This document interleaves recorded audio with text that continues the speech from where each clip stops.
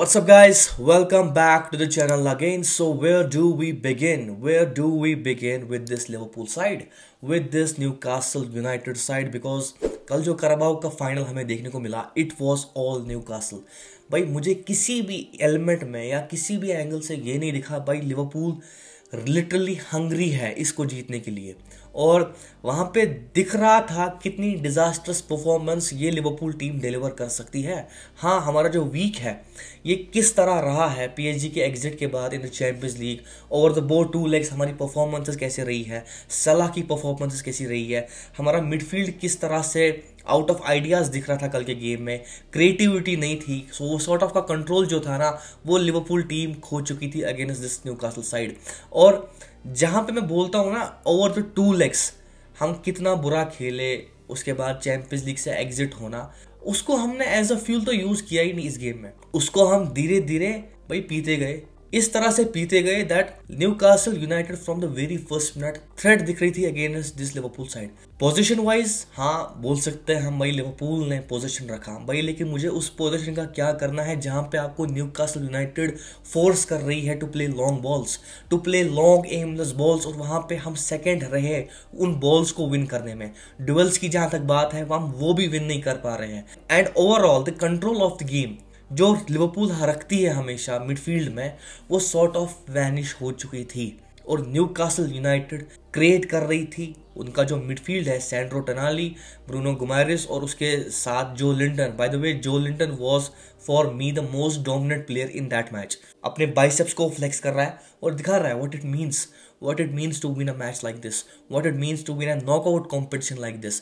अब इसमें बहुत सारे नैरेटिव्स हमें दिखेंगे, कल से ही शुरू हुए हैं नैरेटिव्स पुट अप करना। Arsenal fans are really enjoying it, Manchester United fans are really enjoying it, every other rival fan base जो है वो तो इस चीज को एंजॉय कर रहे हैं।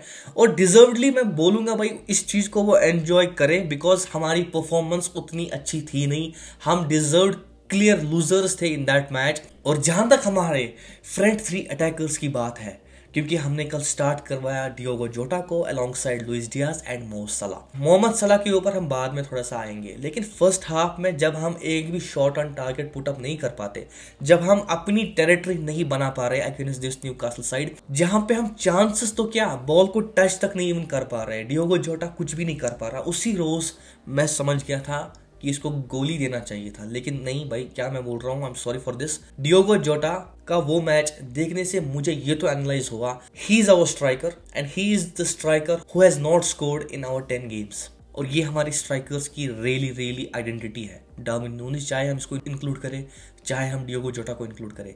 लुइस डियाज तो मुझे समहाउ फर्स्ट हाफ में एक दो सिनेरियोज में कुछ करता हुआ दिखा। व्हाट अबाउट मो सलाह ब्रो? मो सलाह की साइड से मैं ये बोलूंगा टेरिटरी तो छोड़ो बट स्टिंकर परफॉर्मेंस जिसको बोलते हैं कल वही देखने को मिला। द मो सलाह वी नो जो लॉन्ग बॉल्स लिवरपूल क्रिएट करती है उसके लिए और उसमें सक्सेसफुल भी होती है एट टाइम्स, आज वो नहीं था ब्रो। आज लिटरली मो सलाह वाज अ स्पेक्टेटर। लिटरली हम टीवी देख रहे थे, सलाह ऑन द फील्ड था लेकिन सलाह भी एज अ टीवी देख रहा था न्यूकासल वर्सेस लिवरपूल का मैच किस तरह से जा रहा है। न्यूकासल के डिफेंडर्स ने 7 फुट के डिफेंडर्स है ऑलमोस्ट, उन्होंने वहां पे न्यूट्रलाइज किया है लिवरपूल के प्लेयर्स को। लिवरपूल के प्लेयर्स को दिखाया भाई we need to win this match, we need to win this match more than anything in our life. और वहां पे उन्होंने वो करके दिखाया, उन्होंने उस चीज को एग्जीक्यूट करके दिखाया।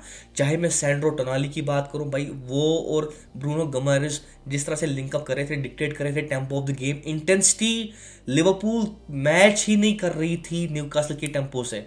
वो दिख रहा था वो सॉर्ट ऑफ का जो हाई टेम्पो गेम है, it was all from Newcastle side, there was no tempo in the game from Liverpool side. उसके बाद एंट्री होती है हमारे फर्स्ट गोल की जो हम कंसीड कर लेते हैं।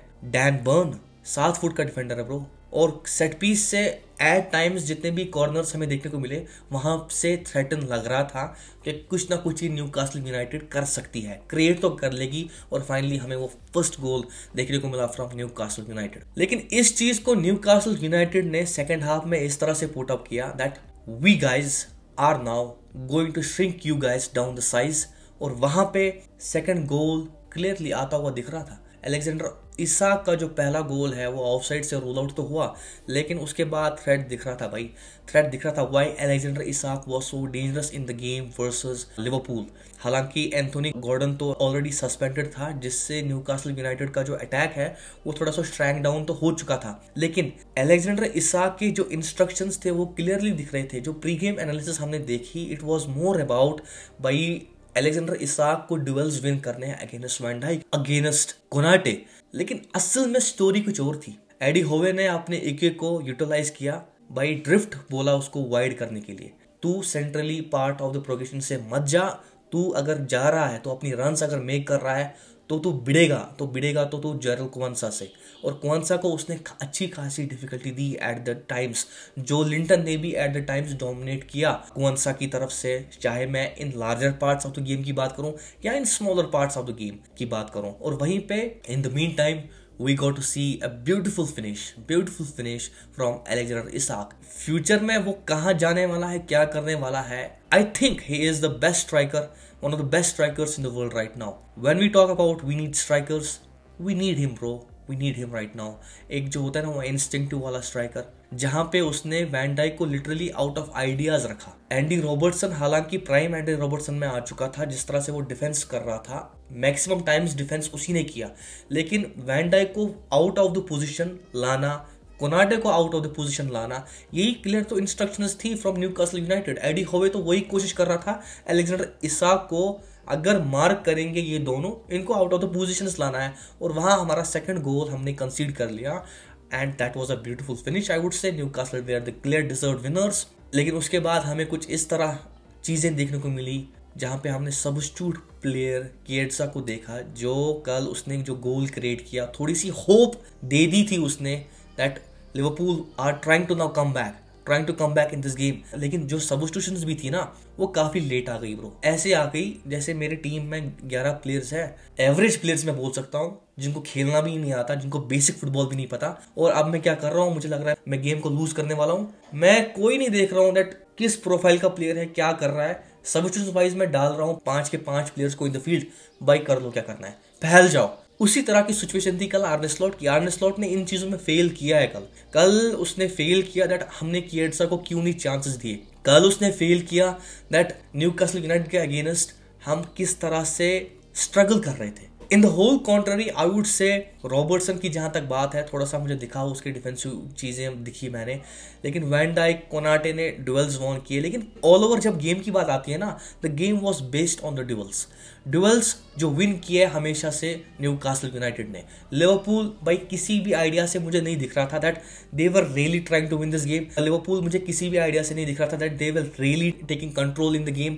किसी भी आइडिया से ये नहीं हम देख पा रहे थे that they were really trying to win the duels. और वहां पे मुझे याद आई ट्रेंट अलेक्जेंडर आर्नोल्ड की, जो कि मैंने प्रीव्यू में भी डिफाइन किया था कि ये कितना इंपॉर्टेंट रहने वाला है ये प्लेयर हमारे बिल्डअप प्रोसेस में, जहां पे ये फाइंड आउट करता है player at the right time, और खास तौर से मो सलाह को कहां पे ये फाइंड आउट कर सकता है, किन जगहों पे ये फाइंड आउट करता है। शोबुज़ुलाई की बात करूं या कोडी गैक्पो की बात करूं, he has the killer pass ability we all know, और वहां पे उसके इंजरी की वजह से हम वहां पे स्ट्रगल किए हैं। That was the whole story. Mac Allister भाई डैन बर्न को मार्कअप करने की पोजीशन में, क्या वो मार्क करेगा उसको, कहां पे किस एंगल से वो दिख रहा है वो मार्क करेगा। जब वो बॉल आ ही रही थी ना, मैकलिस्टर को क्लियरली आइडिया था कि ये गोल होने वाला है, ये गोल स्कोरिंग होगा। डैन बर्न इस चीज को किसी भी एंगल से वो वेस्ट करने का वो सोच ही नहीं रहा था। In his mind he already decided in that part of the minute, भाई ये गोल है, मैं इस गोल को इस पार्ट ऑफ द चीज से डिलीवर करने जा रहा हूं, और उसने वो किया।